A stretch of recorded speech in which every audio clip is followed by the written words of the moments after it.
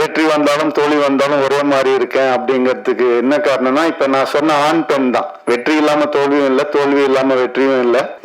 எனக்கு வந்துட்டு ஒரு 2014 இந்த மாதிரி கொஞ்சம் ஒரு தோல்வியான ஒரு டைம் இருந்தது. 3 வருஷம் ஒரே படம் பண்ணேன். அதுக்கப்புறம் என்னால ஒரு இன்டர்வியூ கூட கொடுக்க முடியல. ஏன்னா ஒரு லுக் இருந்தது, அந்த ஒரு மாயையில என்ன அப்படியே வச்சிருந்தாங்க.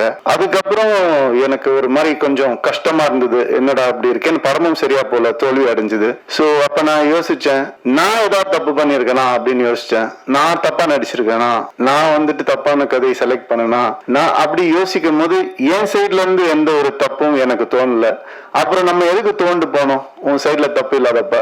அடுத்த வருஷமே 3 ஹிட் ஒரே வருஷம், ரோமியோ ஜூலியட், பூலோகம், தனி ஒருவன், 3 ஹிட் கொடுத்தேன் நானு. அது வந்துட்டு ஏன் அப்படின்னா அந்த ரியலைசேஷன் தான். வெற்றிக்கும் தோல்விக்கும் பெரிய டிஃபரன்ஸ் இல்லை. ஒருத்தர் தோத்து போய் துவண்டு போய் கீழே விழுந்துட்டாங்கன்னா அவர் தோல்வி அடைஞ்சவர்னு சொல்றோம். அது கிடையாது. அவர் திருப்பி எந்திரிக்காம இருந்தாதான் அவர் தோல்வி அடைஞ்சவர். திருப்பி எந்திரிச்சிட்டாருன்னா அவர் தோல்வியே கிடையாது. இந்த வருஷம் நான் திருப்பி எந்திரிப்பேன்னு சொல்ல வரேன், வேற ஒன்றும் இல்லை. Thank you so much.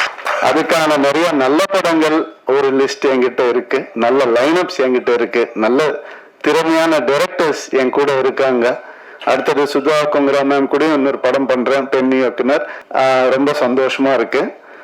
எனக்கு பெண் இயக்குனரை வர எப்படி அட்ரஸ் பண்றதுன்னு தெரியல, அதனால அப்படிதான் நான் சொல்றேன். ஸோ அது ஒரு பெரிய டேர்ம் கிடையாது, டைரக்டர், அவ்வளவுதான். ஸோ இந்த மாதிரி நிறைய நல்ல விஷயங்கள் என் லைஃப்ல நடந்துட்டு இருக்கு. ஒரு நல்ல மாற்றங்கள் நடந்துட்டு இருக்கு. கிளியரா திங்க் பண்ண முடியுது அண்ட் சந்தோஷமா இருக்கேன். Thank you so much.